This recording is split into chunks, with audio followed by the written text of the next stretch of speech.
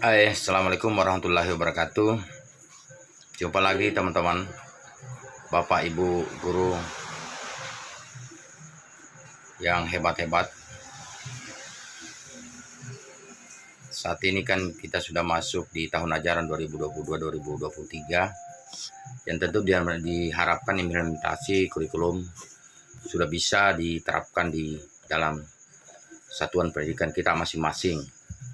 Nah, di sini kami sebagai sekolah penggerak yang tentu lebih dulu mengenal yang namanya kurikulum merdeka ini, dan diharapkan teman-teman bagi sekolah-sekolah yang saat ini baru mendaftar dan sudah melakukan pendampingan tentang pelatihan terkait dengan IKM, tentu tidaklah maksimal hanya dilakukan selama 2 hari di kecamatan masing-masing. Oleh karena itu kami ada inisiatif memberikan tips-tips buat kita yang selanjutnya nanti kita pengembangannya nanti diserahkan kepada sekolah masing-masing dengan memanfaatkan platform Merdeka yang sudah kita unduh di Android kita masing-masing. Nah, tips yang pertama kami sampaikan bahwa pastikan satuan pendidikan itu sudah memiliki CP versi terbaru. Kenapa kami katakan versi terbaru? Karena pemerintah tentu seiring dengan perjalanan dari kami ini melakukan revisi terkait dengan capaian pembelajaran yang disingkat dengan CP. Yang kedua, teman-teman sudah harus memahami bahwa di SD itu berlaku yang namanya tingkatan PASE. Jadi mulai dari PASE A, yaitu kelas 1 dan 2, di PASE B, kelas 3, 4, dan di PASE C, kelas 5 dan 6. Karena kita ini berada di jenjang sekolah dasar, maka hanya sebatas C yang perlu kita pahami. Kenapa harus kita memahami tentang tingkatan PASE itu? Karena di awal kalimat dari CP itu selalu dikatakan pada akhir PASE. Pada akhir PASE diharapkan peserta didik mencapai kompetensi-kompetensi yang sudah ditentukan di dalam uraian capaian pembelajaran itu. Sehingga kita teman-teman guru harus memahami bahwa anak itu dinilai ketuntasannya ketika dia berada di fase tertentu. Jadi misalnya kalau kelas 1 dia dinilai ketuntasan daripada capaian pembelajarannya itu pada akhir fase, berarti pada semester akhir di kelas 2. Nah, kedua, setelah kita memahami atau memiliki CP, maka langkah pertama yang harus dilakukan adalah bagaimana kita ini duduk bersama sesuai dengan fase, berdasarkan fasenya untuk menelaah capaian pembelajaran atau CP itu. Kenapa? Karena melalui kegiatan menelaah itu akan lahirnya namanya TP, tujuan pembelajaran. Tentu ini adalah sesuatu yang sudah pernah kita lakukan melalui kurikulum-kurikulum sebelumnya. Ya, kalau kurikulum sebelumnya kita mengenal namanya KD, ya, kompetensi dasar, yang selanjutnya kita telaah untuk mengklasifikasi kompetensi-kompetensi apa yang akan dicapai anak itu. Dalam artian bahwa dari KD itu melahirkan tujuan pembelajaran yang kedua. Setelah kita menyusun tujuan pembelajaran, langkah selanjutnya adalah menyusun alur tujuan pembelajaran yang disingkat dengan ATP. Kalau dulu mungkin kita mengenal namanya silabus. Jadi sebetulnya bukan hal baru untuk kita lakukan, ya. Tetapi di kurikulum merdeka ini memang diberikan poin-poin merdeka baik bagi guru maupun bagi peserta didik. Seperti apa merdekanya? Yuk kita berbuat, aksi nyata kita lakukan, kita ikuti langkah-langkah yang sudah diberikan melalui pendampingan. Nah, dari awal kami sampaikan bahwa pendampingan, diklat pendampingan yang dilakukan selama 2 hari itu tentu tidaklah maksimal. Hanya barangkali sebatas pengenalan-pengenalan terhadap seperti apa yang namanya kurikulum merdeka. Nah, melalui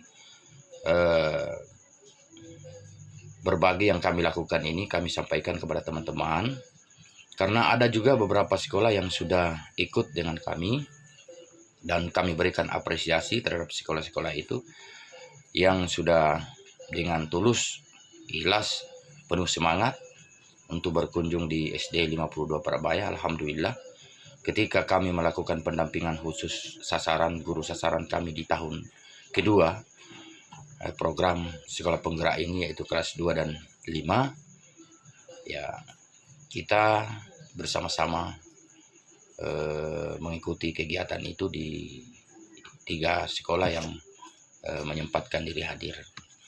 Nah, yang kami lakukan adalah pendampingan seperti itu, menjelaskan inti-inti daripada yang seharusnya.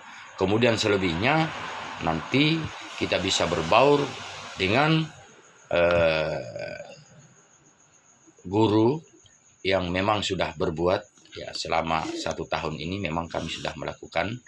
Tapi tentu apa yang kami lakukan bukan berarti adalah sesuatu yang maksimal, ya. Tapi seiring dengan itu selalu kita melakukan refleksi untuk bagaimana kita meningkatkan apa yang masih kita rasakan, sesuatu yang masih kurang. Kami lanjut sedikit. Setelah membuat alur tujuan pembelajaran tadi, ATP, maka dibuatlah rencana program pembelajaran. Yang saat ini ya mungkin Bapak Ibu sudah mengenal, namanya modul ajar. Nah, terkait mengapa dikatakan modul, ya kita lihat bentuknya. Modul berupa buku, tapi dalamnya itu lengkap, ya, sebuah rancangan proses pembelajaran disertai dengan beberapa lampiran-lampiran. Nah, sehingga ini memudahkan bagi siapa saja Bapak Ibu guru yang menggantikan ibu guru yang tidak hadir pada fase itu, dengan mudah bisa melanjutkan program pembelajaran karena sudah terencana dengan baik melalui modul yang diajarkan. Nah, ketika kita mengatakan bahwa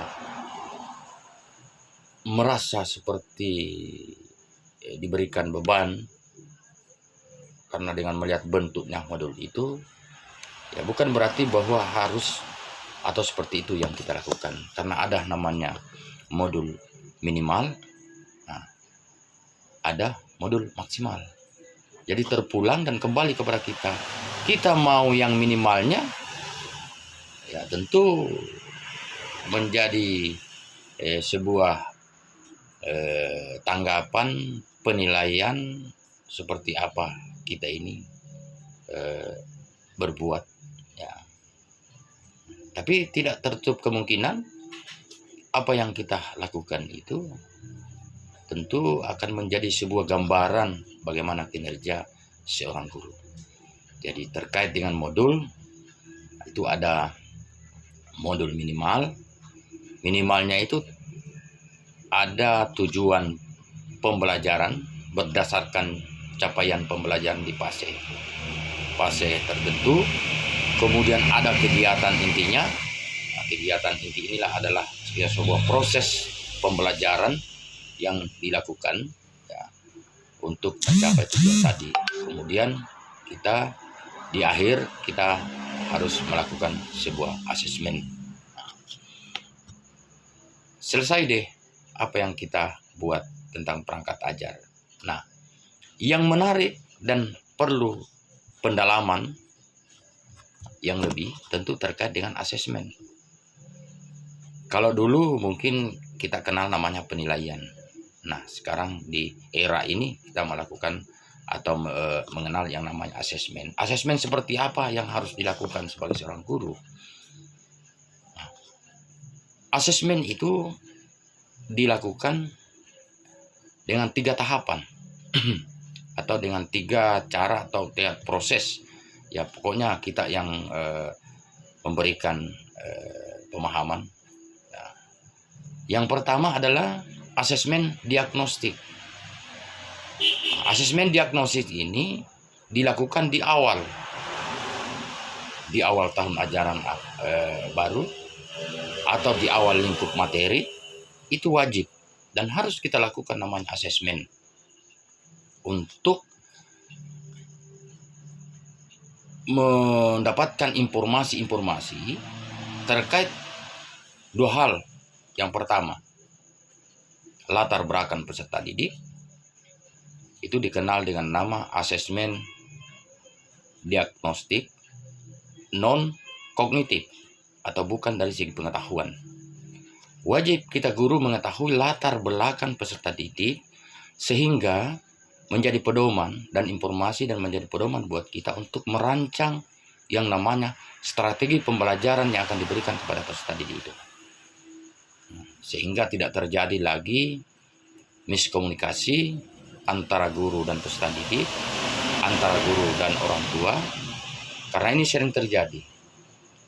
Banyak guru di tempat-tempat sana yang langsung mengklaim ketika anak itu kurang, atau dalam artian bahwa kompetensi anak itu dianggap lemah, sehingga kita langsung mengklaim bahwa anak ini kok seperti ini, kamu ini memang begini dan bang. Itulah kenapa, karena kita tidak memahami bagaimana latar belakang siswa itu.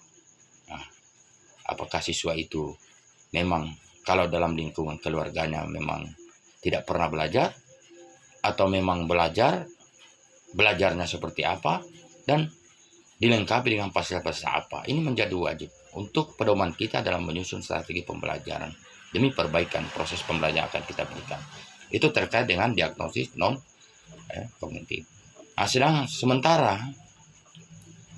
asesmen kognitifnya mudah.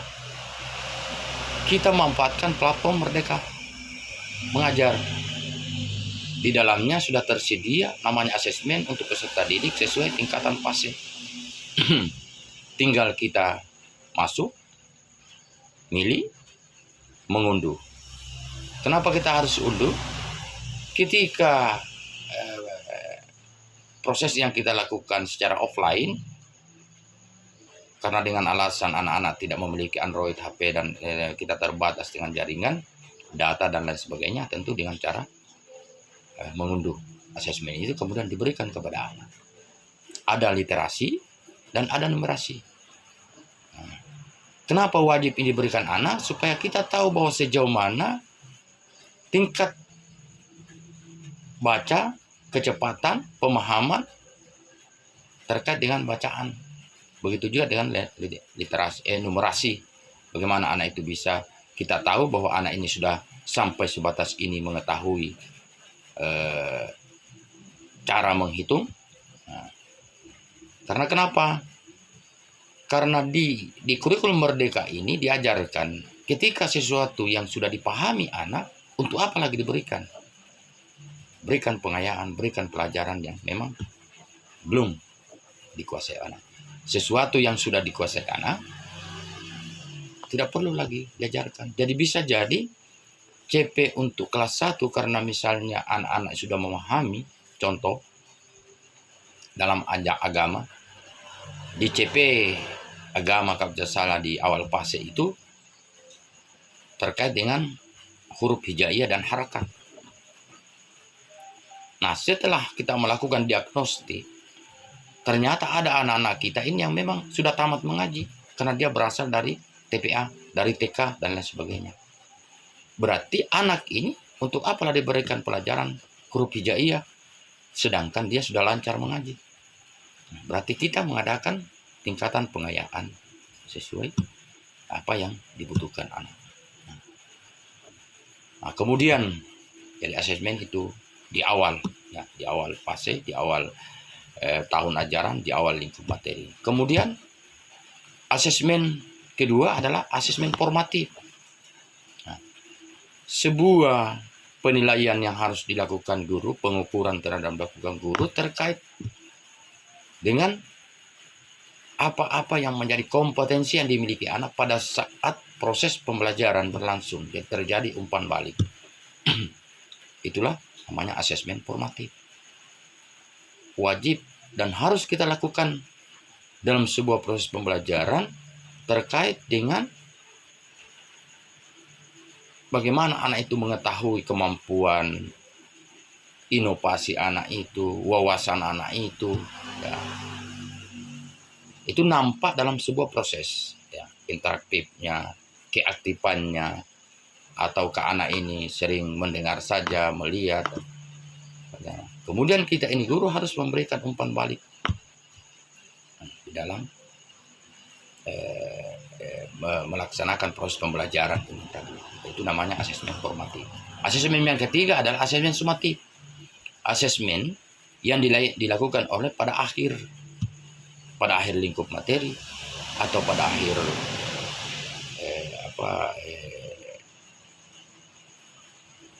proses pembelajaran, ya, dengan memberikan soal-soal, boleh secara tertulis, boleh secara lisan. Nah, tentu kalau ini sudah dipahami, saya yakin dan percaya Bapak Ibu akan mengatakan bahwa betul di kurikulum Merdeka ini kita memang diberikan kemerdekaan, diberikan keleluasaan, kebebasan untuk melakukan sebuah proses.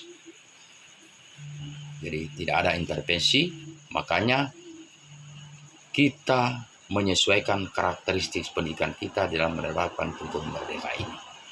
Karena itu sering saya sampaikan bahwa baju boleh sama, warna boleh sama, tetapi bisa jadi ukuran tidak cocok untuk saya. Atau ukuran sama, bisa jadi warna tidak sama seperti apa kita menyesuaikan dengan karakteristik kita. Inilah kurikulum Merdeka. Oke, Bapak Ibu, semoga ini ada manfaatnya. Ya, mungkin hanya sekedar informasi-informasi biasa, tetapi ketika kita telaah, kita simak, kita lakukan, dan kita laksanakan, saya yakin kita pasti sukses dalam menerapkan kurikulum Merdeka. Salam hormat, tetap semangat.